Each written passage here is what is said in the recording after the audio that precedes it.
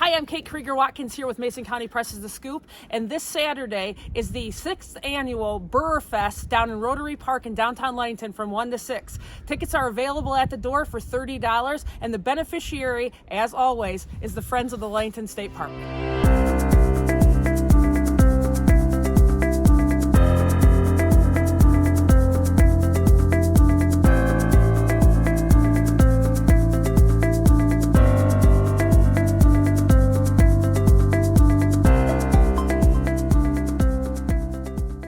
Hi, I'm Kate Krieger-Watkins here with Mason County Press' The Scoop, brought to you by Safe Harbor Credit Union and Betten Baker Ford. And today I'm at the Ludington State Park with Friends of Ludington State Park President Bob Sasson. How are you? Fine, thanks, John. Thanks. Thank you for this interview. Yeah, thanks for joining me. Yeah. So we're going to talk about Friends of the Ludington State Park. Let's talk. We're standing kind of what you call the baby. Right. This is kind of, the playground here was a big project for you guys 2 years ago? Yes, yeah. 2 years It's ago. going that fast. Yeah, it seems like it was just last year. So why don't you kind of give us a background of the group and how this came to be? Okay, the group is over 20 years old. Okay. And basically, it's been doing a lot of things, but when this nature center went down, it kind of lost its identity and quietness. So then we regenerated it back again to doing things for the park. And this is one of the things we decided to do. The group also, a lot of people don't realize, is that they go through here and also clean up the park. Right. People have adopted the trails. And then prior to this, you have the warming shelter the Friends did. Then we had that walkway out from the beach house put in by the Friends, and the signage, and then also planting trees that happened, and that's quite an accomplishment there. But people don't realize that we're doing so. We figure let's go for the big bang, and this is it. And it's amazing how everybody loves the thing. And a lot of mothers who bring their kids out here says we can enjoy being out here, and the kids can be enjoying us too, and we don't have to run around looking for them. We can see them. Right. But anyways, park took this on, and then coming up in this coming year or so, we'd like to put in a kayak canoe ramp over on the Hamlin Lake in this area here too. But the Friends are also called upon. We clean the roads up here. We adopted that when we had that shipwreck, the boat wreck. Oh, right, yeah. We came out here in that, and then this past year, which was not what we wanted to do, but when the two individuals passed away, got caught in a riptide, we came out here and helped and passed out literature and made sure that people were aware of the riptide, and then information was passed out to everybody coming in. So it's a lot of things that the Friends do in here. So, and this is kind of a availability for anybody that wants to be. We have a membership drive here. It's $20 for a family, and you can sign up for that. And we put this money into things like this. Also signage in here. If anybody walked the trails, the Friends did that, and the Friends helped the rangers here put the things up together. So the Friends are out here making this still the #1 park. It is, and I mean, this is really a gem. I mean, people come from all over the place to come out to the state park. I mean, essentially as the three waterways of Hamlin Lake, Saddle River, and Lake Michigan, two amazing beaches, especially how much beach that the state park has, and all of the free beach before you even have to do admission to get in is the lighthouse and everything. And I think a lot of times people don't understand that there aren't that many people out here. Like right now, I think there's only like 2 rangers that are full-time, and then Jim Galley, who's like the head of them, that are working out here. But there's stuff that happens all the time. So you guys really kind of fill those voids. And I mean, I've seen you guys out here painting and moving picnic tables and fixing, the fencing around like the walkways and everything. So you guys are really an awesome group to do that for you. How many people are actually in the Friends right now? That's a good question. We're trying to line up all that because there's a lot of people that have joined in the past, and that, so we're refining it. And I don't really have an accurate count. We're around, I would say, 30 plus. Okay. At one time we were more than that, but now we're going to get more on a campaign to have more people join us. Okay. And then try to get something for members. Right now we give our decal out as you become a member. But we're thinking down the road of something else to do. Some other kind of perks or something like that. Perks that way. So and go from there.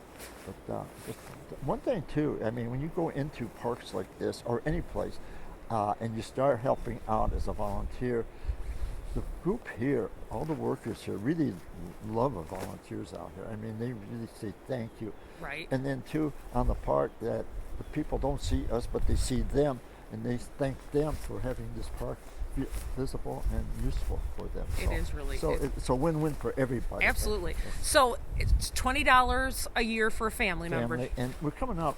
It should be out shortly. We're doing a little other things. We're going to have a lifetime membership type of thing on that too, and different ways of maybe paying for it rather than sending a check in. We might do it on the internet, email on that. So we're working on that right now. Okay, and how can people sign up through like a Facebook page, or do they have to call somebody, or? Well, the Facebook page, like I said, we're starting to work on that. Okay. We do have it, but it's amazing. Something the paper that is issued by the park here, and then also we have pamphlets that can be picked up at registration or at the host location. Also, one of the things too is that during May and July, we do have entertainment out here. Yes. And the friends put that on. And some of the money that's for it is from returnables. The host here sorts them, and the volunteers take them to the stores here and get the funds for that. And like last year, we had over $5,000 for the entertainment. But again, too, the entertainment runs over $7,000. Yeah, and you get some really awesome people at the amphitheater or at the beach house, depending on the weather and who's coming and that kind of thing too. So it's just another cool thing, because we've been out here before, totally forgetting that there was entertainment, walking across the bridge on South River, and we're like, oh, and then we just like wander over there, you know. And you guys do have like donation boxes set up around too, so especially even if you're out walking on the trails or doing anything like that, it's an easy way to like, hey, if you got some extra change, throw it in there. I mean, this money goes towards helping this park stay as nice as it is. And another big thing that you guys do in the winter are the snowshoe walks. That is correct. Every Saturday there's a snowshoe walk. Ellen, who's the interpreter, has one at 2 o'clock every Saturday. Okay. And alternate Saturdays in between, in the evening, we have the lantern event. And we light up the lanterns, and if there's snow, we have 50 pairs of first come, first served snowshoes, so they don't have to have their own. Okay. And then if the weather is too warm, we do still put it on, have a walk through. And then when people go from the warming shelter all the way through to the amphitheater, we have 2 bonfires going at each location, and we have marshmallows and hot chocolate there. So we've had over 100 people plus the last couple weekends out here. Right. And one was no snow, nice walking one. The only time we cancel that is when the ground is icy and it's not safe to walk. Sure. So we don't, have that. And then we had one year where the temperature was below 0, wind chill factor, and there was a large group out at that night, even though we called it off. And people come out in the rain too, so people are troopers. Troopers. Especially if you're born and raised and you're used to this. Yes, so some of us don't like it as much, but so let's talk a little bit too about, there is a fundraiser coming up, your annual, it's the 6th anniversary of the Brrrewfest right. in Rotary Park, coming this Saturday, and tickets stop selling Thursday night, so we're not sure about if it's sold out or not. I know that they're still looking for volunteers for that, but you guys have been the beneficiary every single year.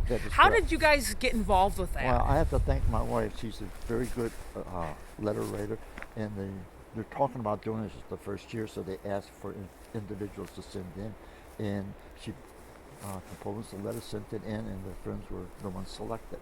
And of course, too, being winter time, we're not packing up and leaving for the warm spots. We stay here.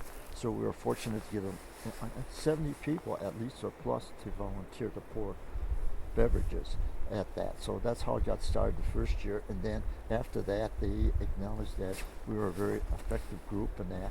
So the chamber made us and had a vote by their board to make us the official beneficiary of this. That's awesome. So that was a blessing, because now we have this. We have something to say to the chamber. Thank you. And then also the city of Ludington.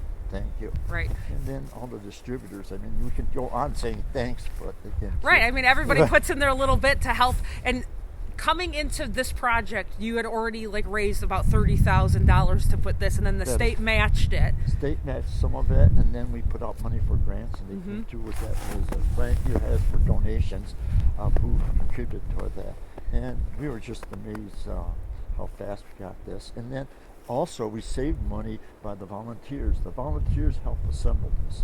Right. And that's from labor. Saving on labor can save you a ton of money. Very much so Yeah. when you get into it. And then also this here was not just a playground going up, it was a learning thing for us to make it accessible. Yes. And Shelby and Jamie were very influential on what to do and how to do it and like that. So the community did a lot in it. So really, it's a plus. That is awesome. So, and then the money that is going to continue to come in from the Brrrewfest is going to go towards the kayak and the canoe launch and other projects. You're kind of, put them in a savings account to kind of see what comes up over the next couple of years and that kind of thing too. Yeah. So here's a way you can contribute by coming to the Brrrewfest. You can enjoy your beer, and the kids can enjoy the playground. Right, yeah, exactly. So. And this is awesome because there's been like swings and slides and stuff, but this is actually the first like big playground we've had out here. And it's nice because Hamlin Beach too is a nice family friendly. There's not the undertow and the waves and that kind of thing too, and it stays pretty shallow. So. And then too, a lot of times when Lake Michigan is too cool. Oh yeah, it's still warm here. Yeah, it's always nice. Yeah, this warms up way faster than that does. So, well, again, I want to thank you so much for joining me today. Welcome. I really appreciate it. And for any other news, check out MasonCountyPress.com. And our weather is always brought to you by Cincinnati Insurance. And again, the Brrrewfest is this Saturday from 1 to 6 at Rotary Park in downtown Ludington. And the beneficiary every year is the Friends of the Ludington State Park. Again, Bob Sasson, President, thank you so much for joining me. You're welcome. And then come out and enjoy the playground all year round. The park is open.